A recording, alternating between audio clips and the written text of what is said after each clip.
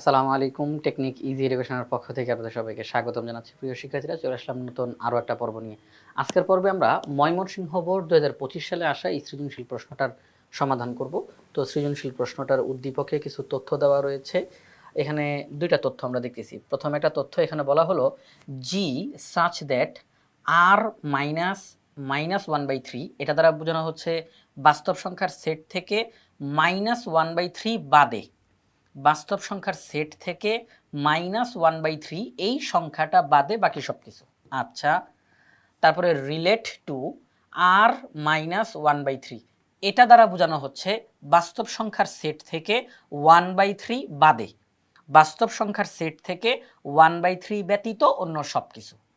তো এখন বলল g such that R -1/3 relate to R -1/3 একটি ফাংশন, এটি হচ্ছে একটি ফাংশন যা g of x equal to x-4 divided by 3x plus 1 দ্বারা সংজ্ঞায়িত। অর্থাৎ এখানে মূলত একটা ফাংশনের পরিচয় দেওয়া আছে। এখানে মূলত একটা ফাংশনের পরিচয় দেওয়া। এই যে সাচ দ্যাট চিহ্নটার আগে এটা হচ্ছে ফাংশনের মূল নাম g। সাচ দ্যাট চিহ্নের পরে যে এই যে তীর চিহ্নটা দেখতেছেন আপনারা, তীর চিহ্ন, এই তীর চিহ্নের আগের যে অংশটা এটাকে বলা হয় এই ফাংশনটার ডোমেনের পরিচয়। আর তীর চিহ্নের পরে যেটা এটা হচ্ছে কোডোমেনের পরিচয়। ফাংশনের নাম, ফাংশনের ডোমেনের পরিচয়, যে ডোমেনটা কোথা থেকে আসবে, ডোমেনটা কত হবে সেটার আর কি আলোচনা, পরিচয়। আর এটা হচ্ছে কোডোমেনের পরিচয়। এই ফাংশনটার ডোমেন কোডোমেন। আর ফাংশনটা কত? ফাংশনটা হলো x-4 divided by 3x plus 1। এই হচ্ছে একটা তথ্য। এবার আসেন দ্বিতীয় তথ্যতে যাই। এখানে বলছে একটা অন্বয় দেওয়া আছে, অন্বয় s equal to x comma y, এখানে x থাকবে এবং y থাকবে, প্রথমে x থাকবে পরে y থাকবে, such that x square plus y square plus 10x minus 4y minus 20 equal to 0। তো এই হচ্ছে একটা অন্বয়, এটা অন্বয়ের শর্ত। এই শর্তটা যারা যারা মানবে তারাই এখানেতে বসতে পারবে। আচ্ছা, তো এই হচ্ছে উদ্দীপক। এবার আমরা প্রশ্নতে যাই। ক নাম্বার প্রশ্ন। প্রশ্নে কি বলছে? F of x equal two 1/√1 - 2x, এই যে ফাংশনটা দেওয়া এটার ডোমেন নির্ণয় করো। এটা একটা আলাদা আলাদা একটা ফাংশন, এটা কিন্তু উদ্দীপকের ফাংশনটা না, এটা আলাদা একটা ফাংশন। বলতে এই ফাংশনের ডোমেন নির্ণয় করা। আচ্ছা, ডোমেন কি? ডোমেন হচ্ছে আমরা একটা ফাংশনে চলকের যেই মানগুলো বসাতে পারি, চলকের যেই মানগুলো বসাতে পারি তাদেরকে বলা হয় ওই ফাংশনটার ডোমেন।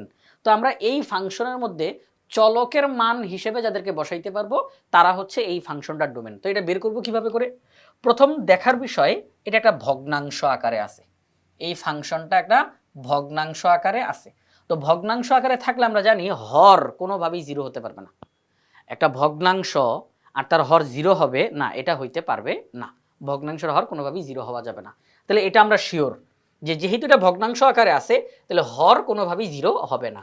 আচ্ছা, এবার দ্বিতীয় জিনিসটা, হরের মধ্যে একটা রুট আছে। আচ্ছা, রুট থাকার কারণে রুটের ভিতরের যে অংশটা এটার ফলাফল কোনোভাবেই ঋণাত্মক হতে পারবে না। একটা রুট আর রুটের ভিতরে -3, না এটা হইতে পারবে না। একটা রুট আর তার ভিতরে -7, না এটা হইতে পারবে না। রুটের ভিতরের যে অংশটা তার ফলাফল ঋণাত্মক হতে পারবে না। রুটের ভিতরের অংশটার ফলাফল ঋণাত্মক হতে পারবে না। আচ্ছা, তাহলে আমরা এখানে দুইটা জিনিস দেখলাম, যে এখানে যে ফাংশনটা দেওয়া আছে যেহেতু এটা একটা ভগ্নাংশ তাহলে হর কোনোভাবেই জিরো হতে পারবে না, এবং রুট থাকার কারণে রুটের ভিতরের অংশটা ঋণাত্মক হতে পারবে না। তাহলে পারবে না, পারবে না, কি পারবে না? দুইটা জিনিস, জিরো হতে পারবে না এবং ঋণাত্মক হতে পারবে না। তাহলে হতে পারবে কি?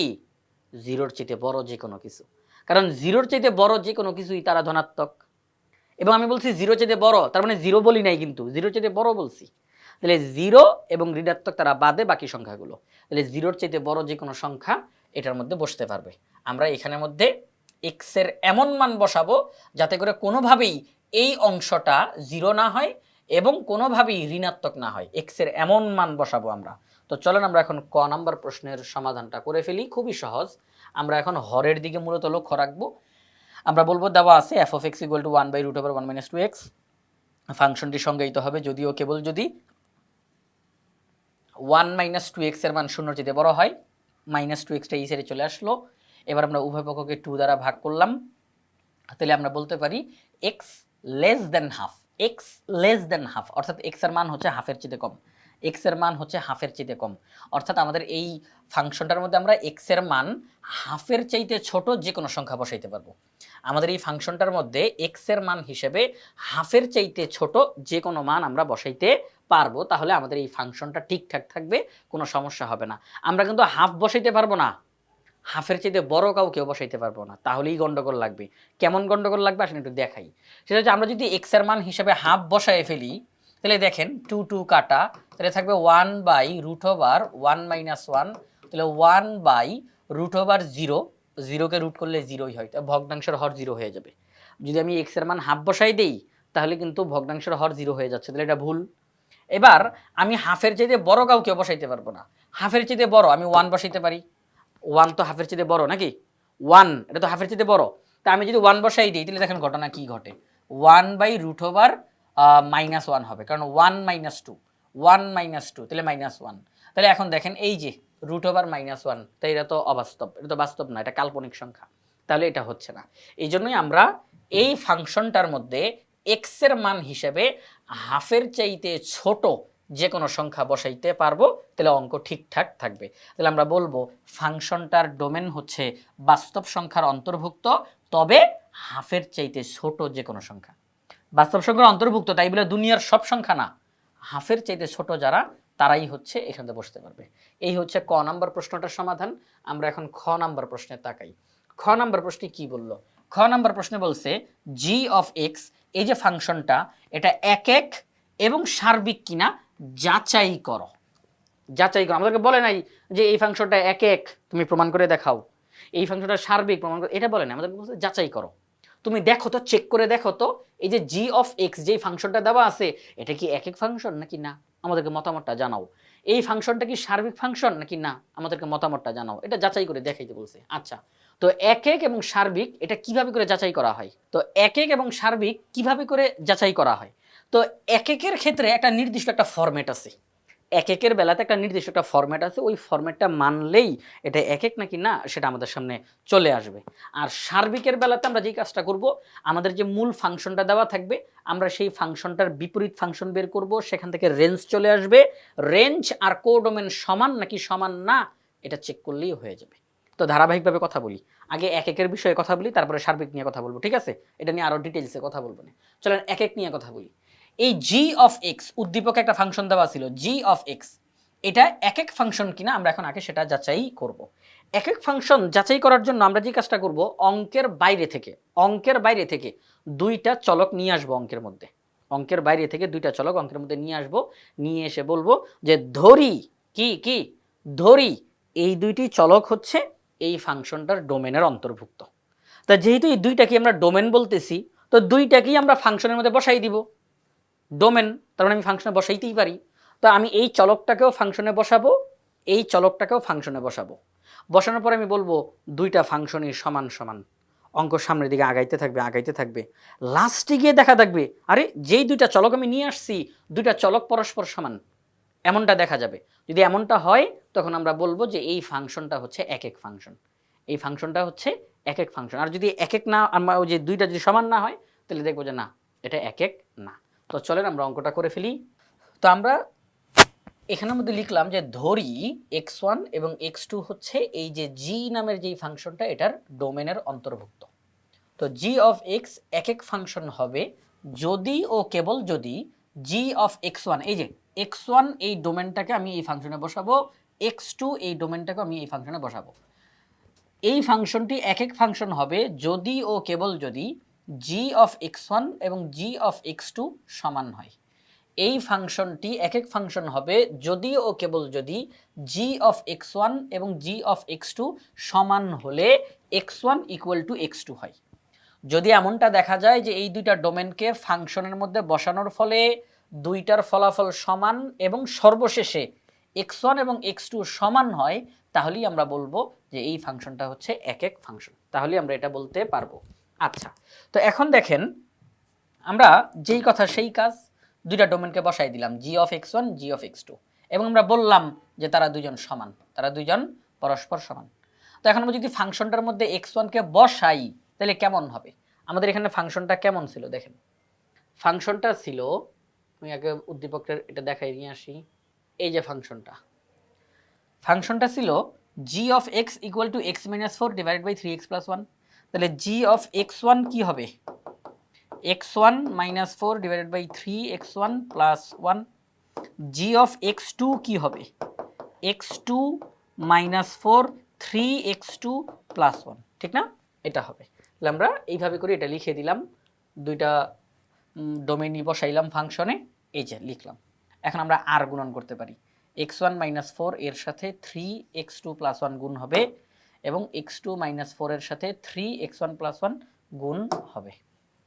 এবার গুণ করে দেই, গুণটা করে দেই, এক্স ওয়ানের সাথে এই ব্র্যাকেট পুরাটা গুণ, তাহলে three x one x two, x ওয়ানের সাথে ওয়ান গুণ, তাহলে এক্স ওয়ান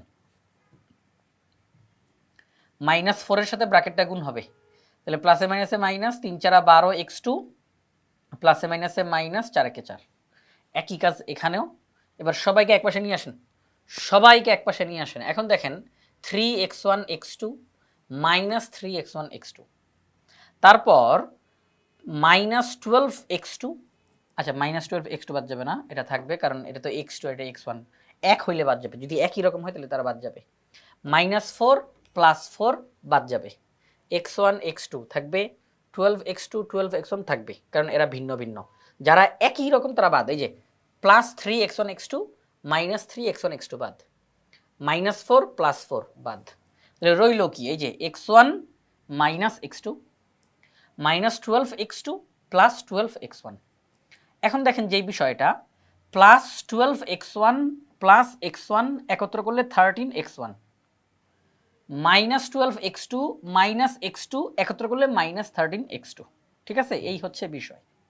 এখন আমরা যদি মাইনাস থার্টিন এক্স টুকে ওই পাশে নেই, তাহলে এটা যদি মাইনাস ওই পাশে গিয়ে প্লাস হয়ে গেল। উভয় পক্ষ থেকে আমরা থার্টিনকে বাদ দিতে পারি, এখানে 13 গুণ আকারে, এখানেও 13 গুণ আকারে, তাহলে উভয় পক্ষকে 13 দিয়ে আমরা ভাগ করলাম, তাহলে উভয় পক্ষ থেকে 13 বাদ, তাহলে x one equal to x two, x one equal to x two. তাহলে আমরা কি দেখতে পাচ্ছি? আমরা অঙ্কের বাইরে থেকে যেই দুইটা ডোমেনকে নিয়ে আসছিলাম ধরি এই দুইটা হচ্ছে এই ফাংশনটার ডোমেন। তো ওই দুইটা ডোমেন অঙ্কের মধ্যে বসানোর ফলে যেই ফলাফলগুলো আসছিল আমরা বলছি সমান, এটা ধরে নিছি। এবারে সামনের দিকে আগাইতে আগাইতে আগাইতে এক পর্যন্ত দেখলাম আরে চলক দুইটা পরস্পর সমান। যদি এমনটাই হয়ে থাকে তাহলে আমাদের যে মূল ফাংশনটা যেটা দেওয়া ছিল সেটা এক এক ফাংশন, কারণ কেবলমাত্র এক এক ফাংশনের ক্ষেত্রেই এই ঘটনাগুলো ঘটবে। একটা ফাংশন দেওয়া, সে যদি এক এক ফাংশনই হয়ে থাকে তাহলে আমরা অঙ্কের বাইরে থেকে যখন দুইটা চলককে নিয়ে এসে বলবো এই দুইটা চলক হচ্ছে এই ফাংশনটার ডোমেন, তখন এই দুইটা চলককে আমরা ফাংশনের মধ্যে বসায় দিব, দুইটারই ফলাফল বেরোবে, আমরা বলবো তারা সমান। এবার অঙ্কটার সামনের দিকে আগাইলে লাস্টে গিয়ে দেখা যাবে আরে চলক দুইটাও সমান সমান। এটা হবে এক এক ফাংশনের বেলায়। যদি এক এক ফাংশন নাই হয়ে থাকে তখন এই সমানটা হবে না, এক এক ফাংশনের বেলাতেই কেবলমাত্র এটা সমানটা হবে। আচ্ছা, তাহলে আমরা বলতে পারি এই ফাংশনটা হচ্ছে এক এক ফাংশন, জি অফ এক্স এটা এক এক ফাংশন। এবার আমাদেরকে প্রশ্নে বলছিল যে জি অফ এক্স ফাংশনটি এক এক কিনা যাচাই করো। আমরা যাচাই করে দেখলাম যে হ্যাঁ জি অফ এক্স এক এক ফাংশন। এখন জি অফ এক্স এই ফাংশনটি সার্বিক কিনা সেটা আমরা এখন যাচাই করে দেখব, সার্বিক কিনা সেটা আমরা এখন যাচাই করে দেখব। সার্বিক ফাংশন কিনা এটা কিভাবে করে যাচাই করে, আসেন এখন আমরা এটা নিয়ে ডিটেইলসে কথা বলি। প্রথমেই বলছিলাম যে সার্বিকের এখানে এসে সার্বিক নিয়ে বিস্তারিত কথা বলবো। জি অফ এক্স নামের যেই ফাংশনটা দেওয়া আছে এটা সার্বিক কিনা কিভাবে করে যাচাই করতে পারি? এটা হচ্ছে মূল ফাংশন। আমরা করব কি, এই মূল ফাংশনের রেঞ্জ বের করব, কারণ এই ফাংশনটা সার্বিক নাকি সার্বিক না এটা বোঝা যাবে এই ফাংশনের রেঞ্জ যেটা আর এই ফাংশনের কোডোমেন যেটা তারা যদি সমান হয় তাহলে এই ফাংশনটা সার্বিক ফাংশন। সার্বিক ফাংশন আমরা ইংরেজিতে বলি অন টু ফাংশন, সার্বিক ফাংশন অন টু ফাংশন একই অর্থ একই জিনিস। তো যেই ফাংশনটা দেওয়া সেই ফাংশনের রেঞ্জ এবং ওই ফাংশনের কোডোমেন সমান হলে ফাংশনটি সার্বিক ফাংশন, যদি রেঞ্জ এবং কোডোমেন সমান না হয় তাহলে ফাংশনটি সার্বিক ফাংশন না। এখন কোডোমেন আমরা আগে থেকেই জানি, কারণ আমাদের উদ্দীপকে এই ফাংশনটার কোডোমেন বলাই ছিল, কোডোমেন বলাই ছিল আর মাইনাস ওয়ান বাই থ্রি, বাস্তব সংখ্যার সেট থেকে 1 - 3 বাদে বাকি সব কিছু হচ্ছে এই ফাংশনটার কোডোমেন, তার মানে বলাই আছে। এখন দেখার বিষয় রেঞ্জ কত আসে, রেঞ্জ তো বলা নাই, আমাদেরকে বের করতে হবে। তো আমরা কিভাবে করে রেঞ্জটা বের করতে পারি? রেঞ্জ বের করার জন্য যেই কাজটা আমাদেরকে করতে হবে, আমরা করব কি, মূল যেই ফাংশনটা দেওয়া এটা মূল ফাংশন, আমরা এই ফাংশনটার বিপরীত ফাংশন বের করব। এই ফাংশনটার বিপরীত ফাংশন বের করব। বিপরীত ফাংশনের যেটা ডোমেন, বিপরীত ফাংশনে যে দেখেন বিপরীত ফাংশনের যেটা ডোমেন সেটা কিন্তু মূল ফাংশনের রেঞ্জ। এটা আপনারা সবাই জানেন, তাই না? সবাই জানেন আপনারা যে বিপরীত ফাংশনের ডোমেন যেটা, মানে বিপরীত ফাংশনে আমরা চলকের মান হিসেবে যাদেরকে বসাইতে পারি বিপরীত ফাংশনে, তো বিপরীত ফাংশনের ডোমেন যেটা তারাই হচ্ছে মূল ফাংশনের রেঞ্জ।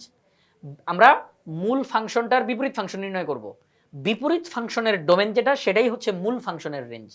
এখন আমরা দেখব এই যে রেঞ্জটা বের হবে মূল ফাংশনের রেঞ্জ, এই রেঞ্জ আর কো ডোমেন সমান নাকি সমান না, সমান নাকি সমান না, এটা আমরা চেক করব। এরপরে আমরা আমাদের সিদ্ধান্ত জানাতে পারবো। তাহলে চলেন আমরা এখন এই ধাপগুলো সম্পন্ন করি। প্রথমে আমরা বিপরীত ফাংশন বের করার চেষ্টা করি। বিপরীত ফাংশন বের করার জন্য আমরা কি করি প্রিয় শিক্ষার্থীরা? এই যে আমাদেরকে ফাংশনটা দেওয়া আছে G of x equal to x minus 4 divided by 3x plus 1, এই যে ফাংশনটা দেওয়া, আমরা ধরবো y equal to G of x equal to এটা, y equal to G of x equal to এটা ধরে নিচ্ছি। তাহলে এখন আমরা যেই কাজটা করব, এই y এর সাথে সম্পর্ক তৈরি করব, y এর সাথে এটারও সম্পর্ক তৈরি করব, y এর সাথে এটারও সম্পর্ক তৈরি করব। y এর সাথে যখন g অফ x এর সম্পর্ক তৈরি করব তখন x একা হয়ে যাবে, y এর সাথে যখন এটার সম্পর্ক তৈরি করব তখন x একা হয়ে যাবে। এই যে ওইখানেও x একা, এখানেও x একা, ওখান থেকেই ফলাফলটা চলে আসবে। তো চলেন আমরা এখন অঙ্কটা করে ফেলি। আমরা লিখলাম ধরি y equal to G of x equal to x minus 4 divided by 3x plus 1। তো আমরা এখন বলতেছি G of x equal to Y, তো এক্স একা থাকলো, জি যখন ওই সেরে যাবে তখন সে বিপরীত হয়ে যাবে, জি যখন ওই সেরে যাবে তখন সে বিপরীত হয়ে যাবে। কিভাবে করে হবে দেখেন, G of x equal to Y, তো এক্স দেখেন এই যে জি এখানে গুণ ওই সেরে গেলে ভাগ হবে। আচ্ছা, তো ভাগটা উল্টালে কি হয়, গুণ, ভাগের পরে যে আছে সে উল্টায়া যাবে। তখন আমরা এখানের মধ্যে এই যে 1 বাই জি এটাকে লিখতে পারি জি টু দি পাওয়ার মাইনাস 1, তো এটাকে সাজায় লিখি G to the power minus 1 into Y, তো X equal to G inverse Y. তো এত কিছু না করে সংক্ষেপে আমরা বলতে পারি যে একদিকের জি এটা ওই সাইডে যখন যাবে সে বিপরীত হয়ে যাবে। ওকে, তাহলে x equal to G inverse y, x equal to G inverse y. এখন আমরা ওয়াই এর সাথে এইটার সম্পর্ক তৈরি করব, x minus 4 divided by 3x plus 1, এটার সম্পর্ক তৈরি করব। তাহলে এখন দেখেন x minus 4 divided by 3x plus 1 equal to y, y এর নিচে মনে মনে 1 আছে, এই 1 দিয়ে x মাইনাস 4 কে গুণ করব, y দিয়ে এটাকে গুণ করব, ঠিক আছে? আর গুণন বলতে গেলে আমরা এটা করতে পারি। আচ্ছা, তাহলে 1 দিয়ে এটাকে গুণ, তাহলে x মাইনাস 4 যা আছে তাই, আর y দিয়ে এটাকে গুণ, 3xy প্লাস y। উদ্দেশ্য কি, x কে একা বানানো। এখানে যেহেতু x একা আছে, এখানেও যেন x একা হয়, আমার এখন সেই টার্গেটটা থাকবে। তো আমি এখন যেই কাজটা করি, এই যে x, এখানে কিন্তু x দেখা যাচ্ছে, এই যে x দেখা যাচ্ছে, তাহলে এই 3xy টা এই পাশে আসুক, 3xy টা এই পাশে আসুক, তাহলে মাইনাস 3xy, এই মাইনাস 4টা ওই সাইডে চলে গেল। আমরা এখান থেকে x কমন নিলাম, তাহলে 1 মাইনাস 3y। আচ্ছা, তো x কে একা রাখবো, x কে একা রাখবো, 1 মাইনাস 3y এখানে গুণ, ওই সাইডে গেলে ভাগ হয়ে যাবে। তাহলে এই যে দেখেন ভাগ 1 মাইনাস 3y। আচ্ছা, তাহলে x equal to y plus 4 divide by 1 minus 3y। তো প্রিয় শিক্ষার্থীরা, আপনারা এই যে একটু আগেই দেখেছেন যে আমরা x বলতে কি নির্ণয় করেছিলাম, g ইনভার্স y। তো এখন আমি x এর পরিবর্তে g ইনভার্স y লিখে দিলাম। x মানে তো g ইনভার্স y, তো আমি x এর পরিবর্তে g ইনভার্স y লিখে দিলাম। আচ্ছা ঠিক আছে, g ইনভার্স y আমরা লিখে দিলাম। এখন আমি কি এটাকে বিপরীত ফাংশন বলবো? আমার কি টার্গেট ছিল এটা বের করা? না, আমার টার্গেট হচ্ছে মূল ফাংশন g অফ x, তাহলে বিপরীত ফাংশন g ইনভার্স x, মূল ফাংশন g অফ x, তাহলে বিপরীত ফাংশন g ইনভার্স x। তাহলে আমার এখন টার্গেট হচ্ছে g ইনভার্স x নির্ণয় করা। তাহলে জাস্ট এই y এর জায়গাতে x বসাই দিব, জাস্ট এই y এর জায়গায়, কারণ বাকি সব কিছু ঠিক আছে। দেখেন g ইনভার্স y, আমি বের করতেছি g ইনভার্স x, ওই যে এরকম আছে না যে g inverse x, g inverse 2 বের করতে বলছে, তাহলে আপনি x এর জায়গায় 2 বসাবেন না, ওই রকম। তাহলে আমরা জাস্ট এই y এর জায়গাতে x বসাইলাম, y এর জায়গাতে x, y এর জায়গাতে x। তো g inverse x equal to x plus 4 divided by 1 minus 3x। আচ্ছা, এটাই হচ্ছে বিপরীত ফাংশন, এটাই হচ্ছে বিপরীত ফাংশন।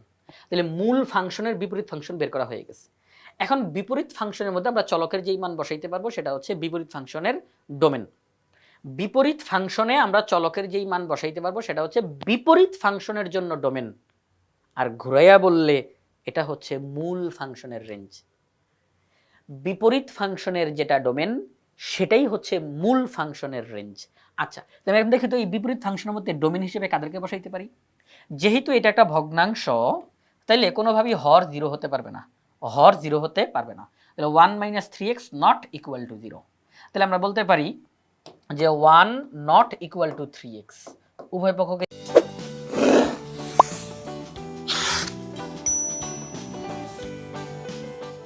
3 দিয়ে ভাগ, তাহলে আমরা বলতে পারি x not equal to 1/3, x not equal to 1/3। এই যে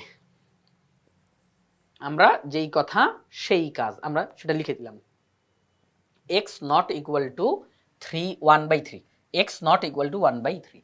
তাহলে বিপরীত ফাংশনের যেটা ডোমেন মূল ফাংশনের জন্য সেটা রেঞ্জ। তাহলে মূল ফাংশন, এই যে মূল ফাংশন, তাহলে মূল ফাংশনের রেঞ্জ কত? বাস্তব সংখ্যার সেট থেকে 1/3 বাদ, বাস্তব সংখ্যার সেট থেকে 1/3 বাদ, এটাই হচ্ছে মূল ফাংশনটার রেঞ্জ। আচ্ছা, মূল ফাংশনের রেঞ্জ যেটা, এটাই কি মূল ফাংশনের কোডোমেন? উদ্দীপকে কি এটা দেওয়া ছিল? উদ্দীপকে কি এটা দেওয়া ছিল? দেখেন তো, এই যে দেখেন উদ্দীপকের মধ্যে জি নামের যে ফাংশনের পরিচয় তুলে ধরা হয়েছিল, সেখানে তীর চিহ্নের ডান পাশের অংশটা হচ্ছে কোডোমেন। প্রথমেই আমরা বলেছি তো, এই যে তীর চিহ্নের ডান পাশের যে অংশটা r-1/3, এটা কোডোমেন। তাহলে মূল ফাংশনটার কোডোমেন r-1/3। আবার মূল ফাংশনটার রেঞ্জ, মূল ফাংশনটার রেঞ্জ r-1/3। ও, তাহলে রেঞ্জ আর কোডোমেন সমান হয়ে গেছে, রেঞ্জ আর কোডোমেন সমান হয়ে গেছে। তাহলে আমরা দেখলাম যে মূল ফাংশনের রেঞ্জ, মূল ফাংশনের কোডোমেন যেহেতু সমান, সুতরাং এই ফাংশনটি হচ্ছে সার্বিক ফাংশন। মূল ফাংশন যেটা, সেটা সার্বিক ফাংশন। তাহলে আমাদেরকে খ নাম্বার প্রশ্নে বলেছিল জি অফ এক্স একক ফাংশন কিনা যাচাই করো, সার্বিক ফাংশন কিনা যাচাই করো। আমরা প্রথমে একক ফাংশন কিনা সেটা যাচাই করে দেখিয়েছি, আর এরপরে সার্বিক ফাংশন কিনা সেটা যাচাই করার জন্য এই কাজগুলো করলাম। সার্বিক ফাংশন যাচাই করার জন্য মূল ফাংশনের রেঞ্জ বের করতে হবে। কিভাবে করে করতে পারি? মূল ফাংশনের বিপরীত ফাংশন বের করব। বিপরীত ফাংশনের ডোমেন যেটা, সেটাই হলো মূল ফাংশনের রেঞ্জ।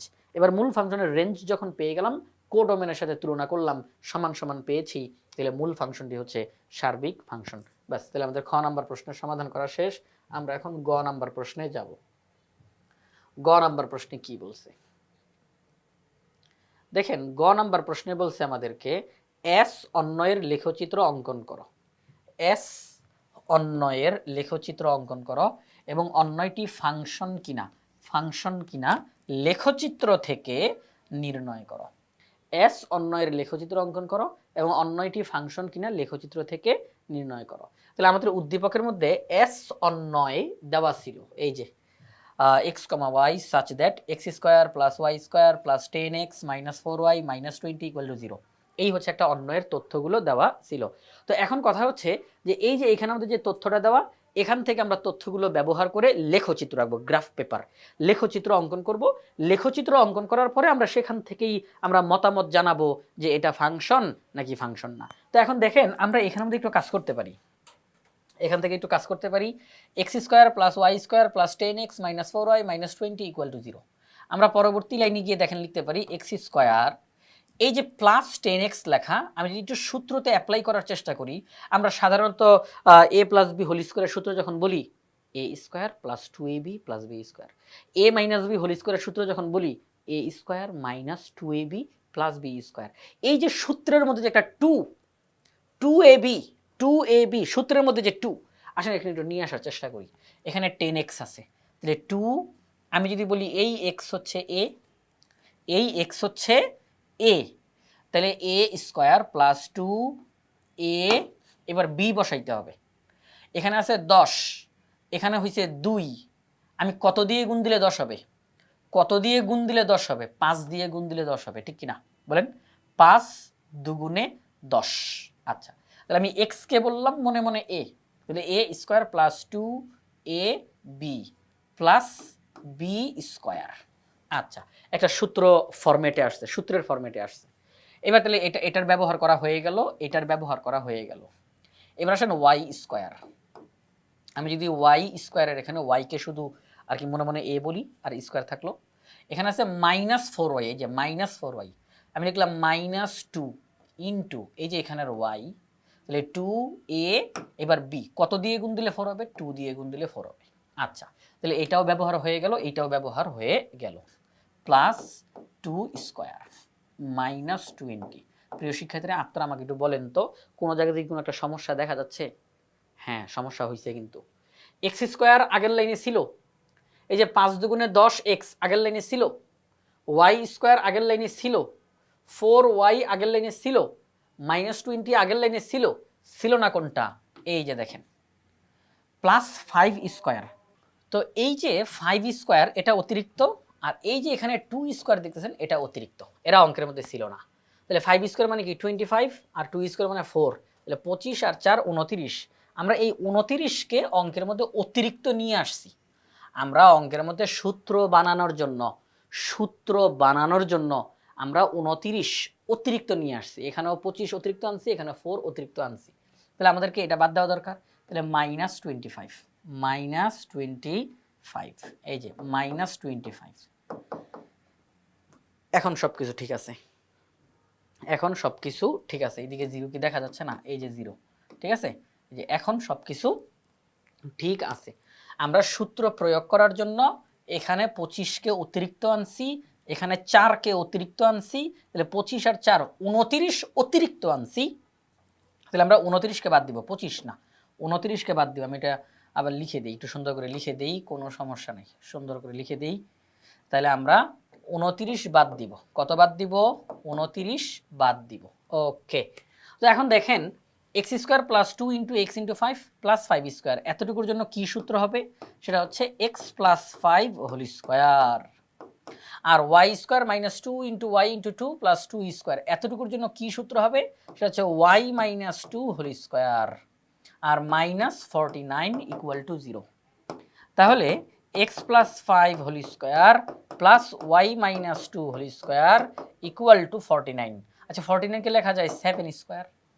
যখন আমরা দেখতে পাই যে এই বাম দিকের সবার উপরও স্কোয়ার, ডান দিকের উপরও স্কোয়ার, ডান দিকে যা আছে তো স্কোয়ার স্কোয়ার স্কোয়ার, তখন আমরা এটা বলতে পারি যে এটা বৃত্তীয় লেখচিত্র তৈরি হবে। কি লেখচিত্র? বৃত্তীয় লেখচিত্র। বাম পক্ষে যারা আছে এক্স ওয়াই সবার উপরেই স্কোয়ার, ডান পক্ষে যারা আছে সেখানেও স্কোয়ার, তখন এটি বৃত্তীয় লেখচিত্রতে চলে যায়। তো বৃত্তীয় লেখচিত্র অর্থাৎ লেখচিত্রটা বৃত্ত আকারে তৈরি হবে। লেখচিত্রটা হবে একটা বৃত্ত, লেখচিত্রটা হবে একটা বৃত্ত। তো এখন বৃত্ত যদি হইতে হয়, তো বৃত্ত হইতে হলে দুইটা জিনিস লাগবে, একটা হচ্ছে কেন্দ্রটা কোথায় বসবে, আর একটা হচ্ছে ব্যাসার্ধ। আমরা যে গ্রাফ পেপারটা নিব সেখানে কেন্দ্রটা বসাবো কোথায়? তো কেন্দ্র তো একটা বিন্দু, তাহলে বিন্দুর স্থানাঙ্ক লাগবে, এক্স এর মান লাগবে, ওয়াই এর মান লাগবে। তো বৃত্তের কেন্দ্র বসানোর জন্য এক্স এর মান, ওয়াই এর মান লাগবে, আর হচ্ছে ব্যাসার্ধটা লাগবে। হ্যাঁ, ব্যাসার্ধটা লাগবে।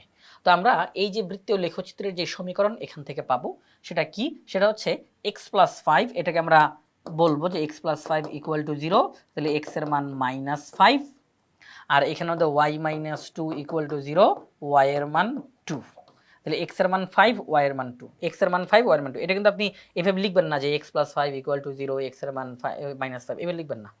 তো এক্স এর মান -5, ওয়াই এর মান 2, এক্স এর মান -5, ওয়াই এর মান 2। তাহলে আমরা বলতে পারি এক্স এর মান -5 আর ওয়াই এর মান 2, এটি হচ্ছে বৃত্তের কেন্দ্র। আর সমান চিহ্নের এই পাশে স্কয়ার বাদে যে সংখ্যাটা আছে এটা হচ্ছে আর, অর্থাৎ ব্যাসার্ধ। কি? ব্যাসার্ধ। ঠিক আছে, এই হচ্ছে বিষয়। তাহলে বৃত্তীয় লেখচিত্র হয়ে গেল। বৃত্তের কেন্দ্র কোথায় হবে? -5,2, সেখানে হবে কেন্দ্র। আর ব্যাসার্ধ কত হবে? 7।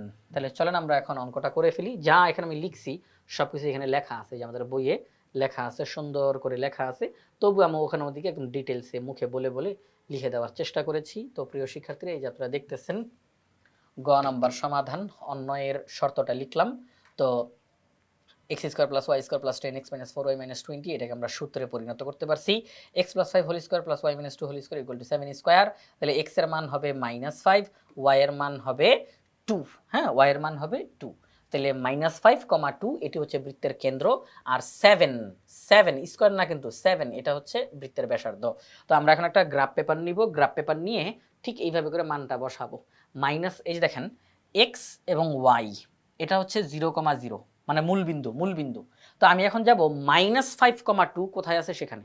-5, 2 কোথায় আছে সেখানে, তাহলে এখান থেকে -5, এই যে দেখেন -5 এবং 2, -5 এই যে x এর মান ঋণাত্মক তাহলে বামে, y এর মান ধনাত্মক তাহলে উপরে, তাহলে -5, 2 এই হচ্ছে কেন্দ্র, এটা হচ্ছে বৃত্তের কেন্দ্র।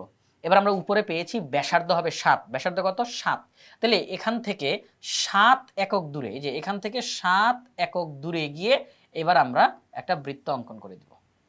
আমরা কেন্দ্র পেয়ে গেছি এটা, এখন এখান থেকে 7 একক দূরে মানে 1 2 3 4 5 6 7, 7 একক দূরে গিয়ে পেন্সিল কম্পাসের কাঁটাটা থাকবে এই কেন্দ্রের উপর আর পেন্সিলটা থাকবে 7 একক দূরে, এবার ওটাকে ঘোরাবো, আমরা একটা বৃত্ত পেয়ে যাব।